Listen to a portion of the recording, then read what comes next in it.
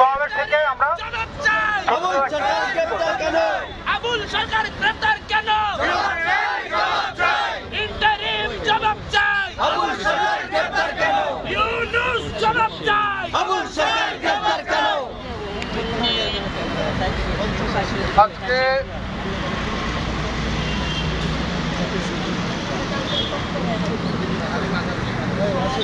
বন্ধুরা, আজকে আমরা এখানে সমবেত হয়েছি। বাউল আবুল সরকারকে পুলিশ গ্রেফতার করেছে। কেন গ্রেফতার করেছে? তার কি অপরাধ? তিনি একটা সমাবেশে, তিনি একটা বাউলের আলোচনা সভায়, বাউলের যে অনুষ্ঠান সেইখানে হচ্ছে জীব আর পরমের আলোচনায় তিনি একটা কথা বলেছেন। তা তিনি কি বলেছেন? এই যে আমি তার কথাটাকে আবার রিপিট করব এখন। ওই যে ওহাবি, ওই যে মওদুদিবাদী, বাংলাদেশ বিরোধী শক্তি, ওরা হচ্ছে তার কথার একটুকু অংশ কেটে ফেসবুকে দিয়ে ভাইরাল করেছে। সেখানে তিনি কি বলেছেন? তিনি জীবাত্মার পরমাত্মা, আল্লাহর সাথে তার বান্দার কথা। তো বাউল তার বান্দার ভূমিকায় আল্লাহর উদ্দেশ্যে বলতেছে যে আল্লাহ একবার বলছে যে আমি প্রথমে আরশ সৃষ্টি করেছি, আবার বলেছে যে আমি প্রথমে নূর সৃষ্টি করেছি, আবার বলেছে যে না আমি তো প্রথমে রূহ সৃষ্টি করেছি। তাইলে সে এক মুখে তিন কথা বলে কেন? এটা হলো জীবের প্রশ্ন। ঠিক এইখানেই ভিডিওটা কাট করে তারা ফেসবুকে ছেড়ে ভাইরাল করেছে। কিন্তু এরপরে পরমের একটা উত্তর আছে। উত্তরটা হইলো এই যে একটু আগে আমি আস্তে আস্তে ইমাম গাজ্জালির একটা বইয়ে দেখতেছিলাম, ঘটনাচক্রে আমার সামনে এসেছে।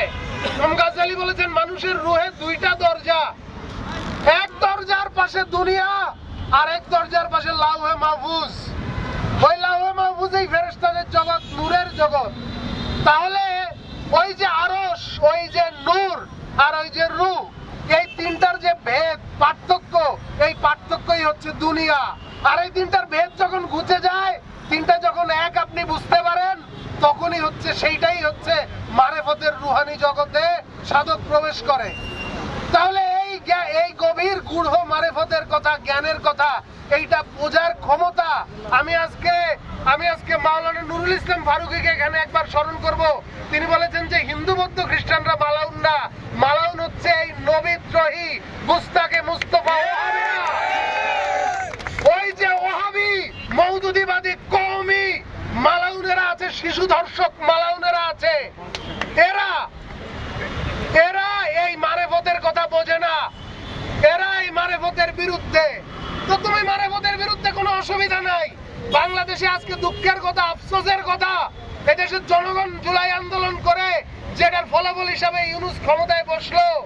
ইউনূস ক্ষমতায় বসার পরে সরকারি সহযোগিতায় এতগুলো মাজার, পুলিশের নীরবতায় এবং পরোক্ষ সমর্থনে এতগুলো মাজার ভাঙা হলো, এতগুলো ওরস ধ্বংস হলো, কোথাও কোনো ব্যবস্থা এরা নিল না। কিন্তু ঠিকই আজকে বাউল আবুল সরকারকে কিন্তু তারা গ্রেফতার করেছে। আমি এখানে পরিষ্কার ভাবে বন্ধুগণ একটা কথা বলতে চাই, সেটা হচ্ছে বাংলাদেশে আজকে বাড়িওয়ালাকে ভাড়াটিয়া বাড়ির নিয়ম শিখাইতেছে। এই দেশে সুন্নিরা, সুফিরা, বাউলরা, আহলে সুন্নাতরা, তারা এই দেশের ভূমিপুত্র, এই জমিনের সন্তান, তারা এই জমিনের ধর্মের, এই জমিনের আধ্যাত্মিকতার উত্তরাধিকার তারা। আর তোমরা যারা কওমি ওহাবি সালাফি মওদুদিবাদী এজিদের বাচ্চারা আছো, তোমরা বহিরাগত ভাড়াটিয়া এই বাংলার জমিনে। বন্ধুরা, আজকে বাউলকে গ্রেফতার করা হয়েছে। এর আগে নুরাল পাগলের শবদেহ পোড়া দেওয়া হয়েছে, সেখানে তার এক ভক্তকে হত্যা করা হয়েছে।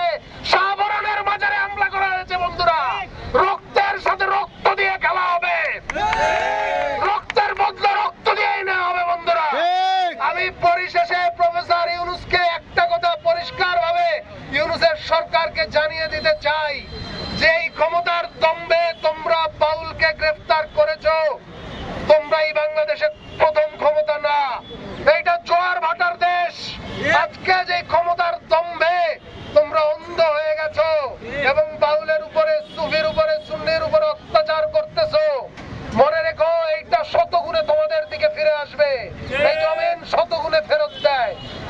পরিশেষে বন্ধুরা, আমি একটা কথা বলে যাই, বন্ধুরা, এই যে অন্ধকারের শক্তি, এই যে অপশক্তি, এই যে আধ্যাত্মিকতা বিরোধী শক্তি, এই যে শয়তানের উপাসকেরা, এই যে শিশু বলাৎকারীরা, যারা আজকে বাংলাদেশের মালিক মনে করতেছে নিজেদেরকে, যারা আজকে বাংলাদেশের মালিকানা নিয়ে নিছে মনে করতেছে, যারা ভাবতেছে যে তারা বাংলাদেশটাকে আফগানিস্তান বানিয়ে ফেলবে, আমি তাদের উদ্দেশ্যে একটা জিনিস বলতে চাই যে এই জমিন ফকির মজনু শাহের জমিন, যার তলোয়ারের সামনে ব্রিটিশ ভয় পেয়েছিল, আজকে সেই ফকিরকে তোমরা অত্যাচার করো।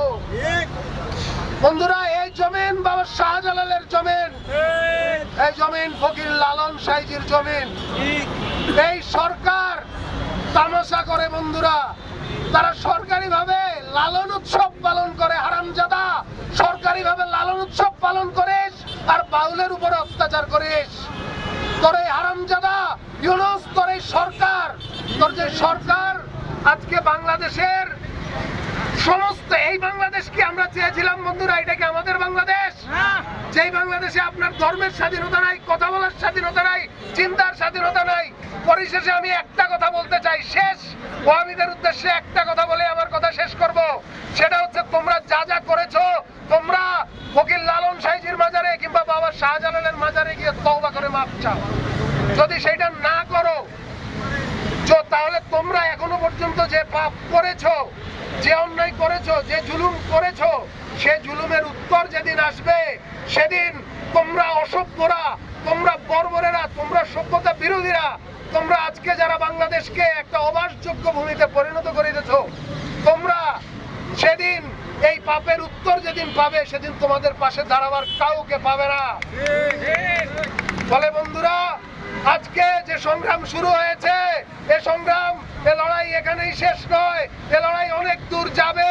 আজকে বাংলাদেশের কোণে কোণে, বাংলাদেশের মোড়ে মোড়ে যারা সুফিবাদী আছেন, যারা বাউল আছেন, যারা তরিকতের পক্ষের মানুষ আছেন, যারা হিন্দু বৌদ্ধ খ্রিস্টান আছেন, যারা অসাম্প্রদায়িক মানসিকতার মানুষ আছেন, যারা এই দেশে ৭১-এর মুক্তিযুদ্ধকে ভালোবাসেন, এরকম মানুষ আছেন। এরকম সকল ধরনের মানুষ আপনার পাশের মানুষটির হাত থেকে শক্ত করে ধরুন, ঐক্যবদ্ধ হন। এই যে বাংলাদেশ বিরোধী শক্তি, এদেরকে পরাজিত করেই আমরা আমাদের বাংলাদেশকে আবার পুনরুদ্ধার করবো ইনশাল্লাহ। সবাইকে পুনরায় ধন্যবাদ জানিয়ে, এবং আমাদের এখন একটি মিছিল হবে, মিছিলে অংশগ্রহণ করে আপনাদের কণ্ঠস্বর আর উচ্চকিত করবার আহ্বান জানিয়ে আমি আমার বক্তব্য শেষ করছি। এই আবুল সরকার গ্রেফতার কেন? ইন্টারিম জবাব চাই। ইউনূস জবাব চাই। ইন্টারিম জবাব চাই। আবুল সরকার গ্রেফতার কেন? ইন্টারিম জবাব চাই। আমরা একটু ডানে চেপে যাই। আবুল সরকার গ্রেফতার কেন? এদিকে আসি। আবুল সরকার গ্রেফতার কেন? এদিকে বের হই। আবুল সরকার গ্রেফতার কেন?